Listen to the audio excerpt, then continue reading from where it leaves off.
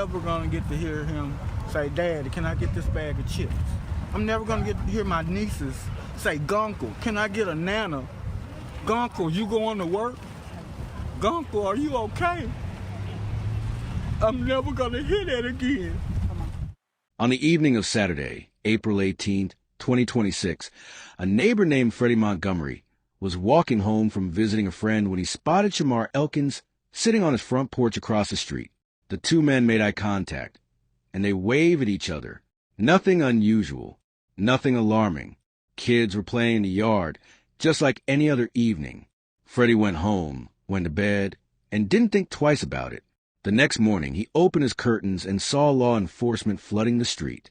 He walked outside and stopped an officer. He asked if the scene was bad.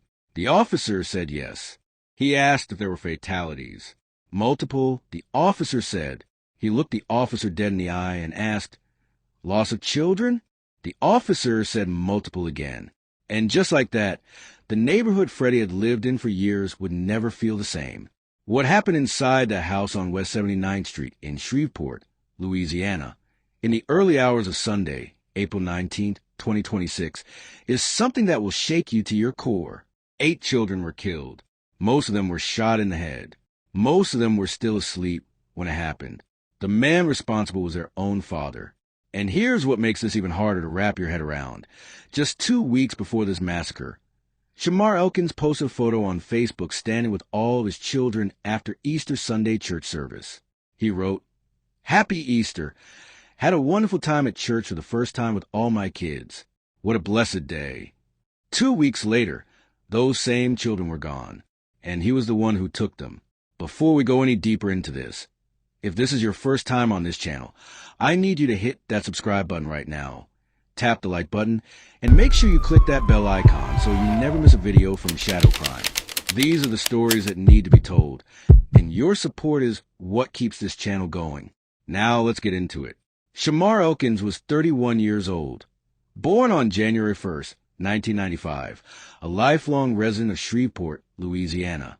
To the people around him, he was a father, a former soldier, a neighbor who waved from his porch. He had served in the Louisiana Army National Guard from 2013 to 2020 as a signal support system specialist and a fire support specialist. He never deployed. He left the military as a private. After his service, he was working at UPS and raising children across 2 households. He had 4 children with his wife, Shaniqua Pugh, and 3 children with another woman who lived close by. On the surface, Shamar Elkins looked like a man holding his life together. But underneath that surface, something had been quietly unraveling for months. Louisiana police say a gunman was targeting his own family when he opened fire over the weekend, killing 8 children. Authorities say the suspect killed 7 of his own children and one of their cousins, ranging from 3 to 11 years old. 2 women were also shot, including the gunman's wife, but they're expected to survive. At a press conference today, the Shreveport City Council chair had a direct message. Domestic violence is nobody's joke. It is real, and these are the residual effects of what happens if we're not paying attention. CBS News correspondent Jason Allen joins us now from Shreveport. Obviously, this is a horrific story. I know you've been reporting on it all day, but how do these events unfold with police ultimately shooting and killing the gunman? Yeah, Lindsay, we've been out here. The memorial kind of been building in front of the house continues to be very busy here in the neighborhood with people wanting to come see this scene and drop off cars, memorabilia, talk to family. All the children were killed here at this house, but this is not where the shooting started. It was actually about a block or so away. That is where Elkins shot the mother of at least 3 of his children in the face. He told her at the time that her children were already dead. They weren't, because then he came here to this house. This is where he shot all 8 of those children, shot his wife. There was another woman and another girl who got away. Elkins, after that, went down to the corner, carjacked someone, led police on a chase to neighboring Bosher City. That's where he got out of the car and police shot and killed him. Just an overwhelming sequence of events. And just here in the last hour or so, I talked to the father of the one child that was not Elkins' child, a 10-year-old boy. Here's what the father had to tell me.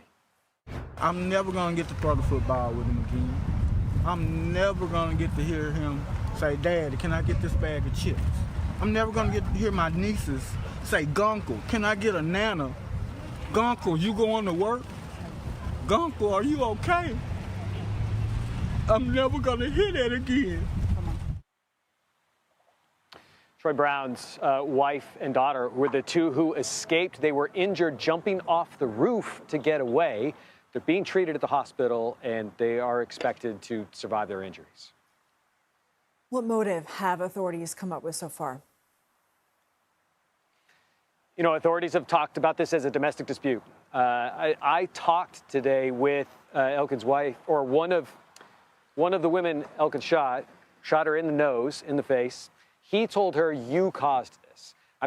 She doesn't know what that means. I've talked to several members of family on both sides. They say that it's possible that Elkins' wife had indicated that she wanted a divorce in recent days. And there may have even been some effort to finalize that request as soon as today. They also told me Elkins had struggled with mental health. He knew that he had sought treatment recently, that they had talked to him about it.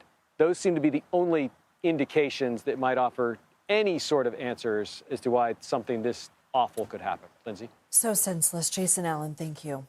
Now here's where things start to get really dark. And I want you to stay with me because this part matters. Shaniqua Pugh had decided she was done. She filed for divorce on grounds of infidelity. And the two of them were scheduled to appear in court on Monday, April 20th, the very next morning after the shooting, to sign the divorce papers. One single day away. And according to people close to the family, that divorce was eating Shamar Elkins alive. His brother-in-law, Troy Brown, who actually lived in that same house on West 79th Street, told the Washington Post that after the first argument about the divorce, Shamar started acting like he was losing his mind. Troy said he would sit with him, talk to him, try to calm him down. And Shamar would look at him and say, Bro, I don't want to lose my wife. He wasn't hiding how devastated he was. The people around him could see it. They just never saw this coming. And it gets heavier. Earlier in January, Shamar had checked himself into the Overton Brooks VA Medical Center in Shreveport for mental health treatment. He stayed there for a week and a half. When he came home, people said he seemed better, calmer, like maybe he had turned a corner. Troy Brown even said everything seemed fine when he left for work on Saturday evening. The house was calm. There was no argument. No red flags in the air. But then Easter Sunday came, April 5th, 2026, 2 weeks before the shooting. Shamar called his mother, Mahalia Elkins, and his stepfather, Marcus Jackson. And on that call, he told them he was drowning in dark thoughts. His stepfather tried to encourage him. He told him, You can beat stuff, man. I don't care what you're going through. You can beat it. And Shamar went quiet for a moment, and then said something that his stepfather has not been able to forget since. He said, Some people don't come back from their demons. Just sit with that for a second. His own stepfather heard those words and tried to pull him back. But Shamar had already made peace with something the rest of the world didn't know yet. Now, I also want you to know something about the prior criminal record here, because this becomes very important later.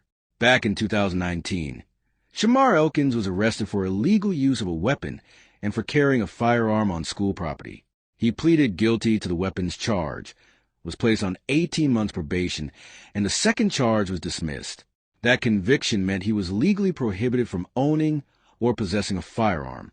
And yet, on the morning of April 19th, 2026, he walked into that house armed. How he got that gun is a question that federal investigators are still trying to answer right now. Also, a tragic story in Shreveport, Louisiana, where a man killed 7 of his own children and another child on Sunday. The oldest of the children was just 11 years old, and the youngest was 3. Jason Allen. Police say Shamar Elkins killed 8 children, including 7 of his own, in an execution-style shooting in Shreveport, Louisiana, early Sunday morning. When he returned here, he began to execute children. The incident started as a domestic dispute around 5 in the morning. According to police, Elkins shot a woman in the face at one house, then went to the house where his children were and shot another woman. Police say he pursued the children, even as some of them tried to escape. Were they crawling out of windows to get onto a roof? Yes, so actually this house right here that you see behind us, There's a window right above the garage. They actually climbed out of that window, we believe, and unfortunately one of the children was actually located deceased on the roof. So we are working to determine. We do believe that he shot the child while the child was on the roof trying to get away. Police say the shooter then stole a vehicle from a driver at gunpoint and led officers on a multi-parish chase. When he stopped in a neighborhood and got out with a gun, officers shot and killed him. We believe there were multiple weapons used here. There is a handgun that was recovered at this scene, and then there was a rifle-style handgun that was recovered on his person. One of the adults shot was the wife of the shooter. Both women are hospitalized and expected to live. Photos posted to the gunman's Facebook page show him with several children. One posted just 2 weeks ago, captioned, "With all my kids, what a blessed day." The kids played in the yard every evening. Fred Montgomery lives directly across the street. He said there were no signs the shooter would do something like this. Just yesterday evening, he was sitting on the porch, and I waved at him. He waved back. The children were in the yard playing, and I just come in the house. And then this morning, we woke up to all of this. Elkins had previously pleaded guilty to a weapons charge. That was back in 2019, but police are still looking for answers as to what it was that prompted this shooting. Jason Allen, CBS News, Shreveport, Louisiana. So let's talk about what actually happened that morning, because the details are something that even the officers who responded said they had never seen anything like it in their entire careers. At approximately 5 a.m. on Sunday, April 19th, Shamar Elkins went to Harrison Street home where his wife Shaniqua was staying. He shot her multiple times, striking her in the face.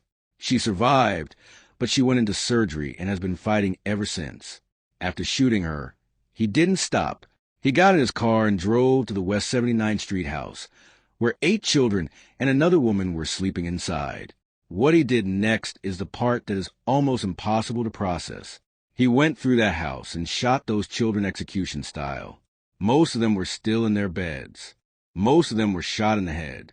Police spokesman Chris Bordelon stood in front of cameras and described it as a disgusting and evil scene, and you could hear in his voice that those words were not enough to capture what they walked into that morning.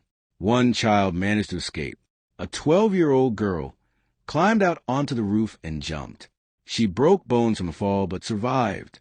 She was found covered in blood, and witnesses say she had been trying to help her brother before she fled. Troy Brown, the same brother-in-law who had been talking Shamar through his pain for weeks, lost his own 10-year-old son in that house that morning. He stood outside a Shreveport hospital later that day and said through tears, "I'm never going to get to throw the football with him again." These were 8 babies, precious babies that I help raise on a daily basis. After the shooting, Shamar fled on foot. A neighbor's security camera caught him running. He carjacked a man at gunpoint near the intersection of Linwood Avenue and West 79th Street, then led police on a high-speed chase into neighboring Bossier Parish. At 6:29 a.m., officers confronted him on Brompton Lane. Gunfire was exchanged. Shamar Elkins was pronounced dead at the scene at 7:03 a.m. Whether he was killed by officers or died from a self-inflicted gunshot wound is still under investigation. As of today, the ATF is actively investigating how a man with a prior felony firearms conviction was able to obtain the assault-style pistol used in this attack. Louisiana law requires firearms to be surrendered after certain convictions, but enforcement of that law depends on formal legal processes that clearly failed here.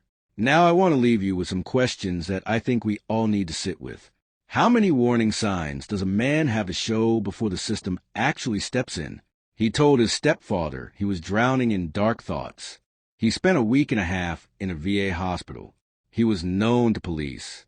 He was legally banned from owning a gun. And yet 8 children are gone. What does it take? What would it have taken?